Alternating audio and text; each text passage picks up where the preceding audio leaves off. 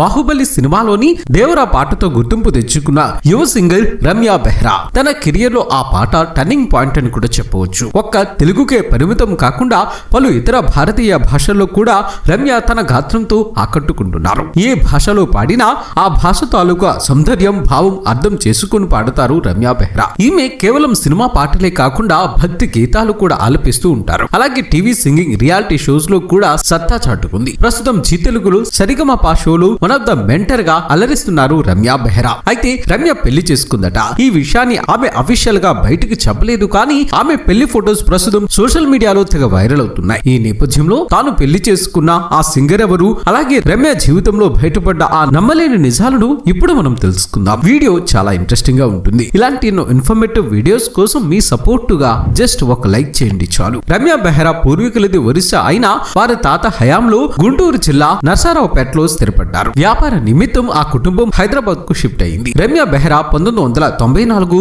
ఫిబ్రవరి 1న హైదరాబాద్ లో జన్మించారు. ఈమెకు ఇద్దరు సిస్టర్స్, ఓ బ్రదర్ ఉన్నారు. చిన్నతనంలో సినిమా పాటలు, రేడియో పాటలు వింటున్న సమయంలో రమ్య హమ్ చేసేవారు. దీంతో వారి తల్లిదండ్రులు రమ్యను మ్యూజిక్ అకాడమీలో చేర్చారు. అయితే పలుమార్లు డిస్కంటిన్యూ చేశారు. ఓ ఇంటర్వ్యూలో రమ్య మాట్లాడుతూ దాదాపుగా 13 చోట్ల మ్యూజిక్ నేర్చుకునేందుకు వెళ్లి మానేశానని తెలిపారు. ఆ తర్వాత గురువు శ్రీ కోమటివి రామాచారి ఆధ్వర్యంలో లిటిల్ మ్యూజిషియన్ అకాడమీలో చేరారు. అక్కడే సంగీతాన్ని నేర్చుకున్నారు. అప్పటి వరకు పలు చోట్ల నేర్చుకున్నా పెద్దగా ఇంట్రెస్ట్ పెట్టేవారు కాదు. రామాచారి గారి శిష్యరకంలో సంగీతం నేర్చుకున్నారు. అదే సమయంలో సూపర్ సింగర్ 4 లో పాల్గొన్నారు. ఈటీవీలో పాడుతా తీగ ప్రోగ్రాం కోసం పోటీ పడ్డారు. సూపర్ సింగర్ ద్వారా పాపులారిటీ సంపాదించారు. కాలేజీలో వివిధ సంగీత ప్రదర్శనలు పాల్గొన్నారు. విషా టీవీలో పాడవే కోయిల ప్రోగ్రాం లో పాడారు. అలా పలు ప్రదర్శనలు ఇచ్చిన క్రమంలోనే టాలీవుడ్ అగ్ర సంగీత దర్శకులు కీరవాణి మెప్పు పొందారు. 2009 వెంగమాంబ సినిమాలోని సప్తగిరి పాట పాడారు. రమ్య బెహ్రా సినిమా కెరియర్ ఆ పాటతోనే మొదలైంది. ఆ సినిమాలో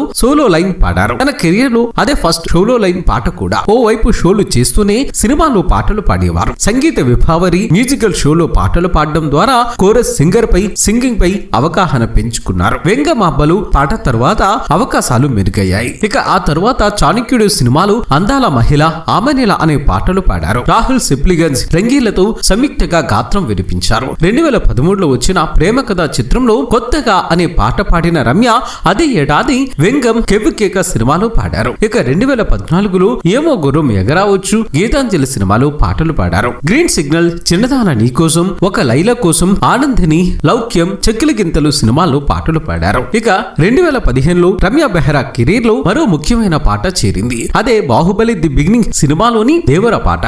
రమ్య బెహ్రా తన గురువుగా భావించి ఎంఎం కీరవాణి సంగీతం సమకూర్చిన ఈ సినిమాలో రమ్య పాడిన పాటకు మంచి గుర్తింపు వచ్చింది. అక్కడి నుంచి వరుస అవకాశాలు పెరిగాయి. ఇప్పటి వరకు దాదాపుగా 400 వరకు పాటలు పాడారు రమ్య బెహ్రా. లక్ష్మీదేవికో లక్కుంది, Krishnashtami, Bruce Lee, Baahubali, Temper, Oka Laila Kosam, Dikkulu Choodaku Ramayya, iSmart Shankar, Red, Rang De, Shatamanam Bhavati, Krack, ఆచార్య సినిమాలో మంచి పాటలు పాడారు. హిందీలో వచ్చిన బేబీ సినిమాలోని మే తుజే సే ప్యార్ నహీ కర్తీ అనే పాట పాడారు. ఈ పాటను ఎంఎం కీరవాణి స్వరపరిచారు. తన కెరియర్ లో తొలిసారిగా అమెరికాలో నిర్వహించిన కార్యక్రమంలో ఎంఎం కీరవాణి రచించిన, కీరవాణి స్వరపరిచిన పాట ద్వారా తనను తాను పరిచయం చేసుకున్నారు. అమెరికాలోని 9 రాష్ట్రాల్లో ఈ కార్యక్రమాలు జరిగాయి. బాహుబలి ది కంక్లూజన్ లో హిందీ వర్షన్ లో గాత్రదానం చేశారు రమ్య బెహ్రా. తమిళ, కన్నడలోనూ పాటలు పాడుతున్నారు. గాన గంధర్వుడు భాలు గారిని ఆరాధ్య దైవంగా భావిస్తారు. ఒరియాలో 2 పాటలు పాడారు. మెస్మరైజ్ చేసే గాత్రం మాత్రమే కాదు, మైండ్ బ్లాక్ చేసే అందం కూడా రమ్య బెహ్రా సొంతం. తన పాటలతో ప్రేక్షకులను మైమరిపిస్తున్న రమ్య బెహ్రా పెళ్లి బంధంలో అడుగు పెట్టింది. రమ్య పెళ్లి చేసుకుంది కూడా సింగర్. తన పేరు అనురాగ్ కులకర్ణి. ఆశాపాశం, ఏ చిత్రం చూసినా వంటి సూపర్ హిట్ సాంగ్స్ తో బాగా పాపులర్ అయ్యారు అనురాగ్. వీరిద్దరూ నవంబర్ 14న పెళ్లి చేసుకున్నారు. ఆ వెడ్డింగ్ ఫొటోస్ చూసిన వారు షాక్ అవుతున్నారు. ఏది ఏమైనా పెళ్లి బంధంతో ఒక్కటైనా ఈ నూతన వధూవరులకు మనము కూడా బెస్ట్ విషెస్ ను తెలియజేద్దాం. మరి ఆమె గాత్రం మీకు ఇష్టమైతే ఈ వీడియోను లైక్ చేసి మీ అభిప్రాయాన్ని కామెంట్ రూపంలో చెప్పండి ఫ్రెండ్స్. మేము చేసే ప్రతి వీడియో వెనుక చాలా కష్టం ఉంటుంది. ఆ కష్టానికి మీరిచ్చే ప్రతిఫలం ఒక లైక్ కొట్టి సబ్స్క్రైబ్ చేసుకోవటమే. చేస్తారు కదా ఫ్రెండ్స్.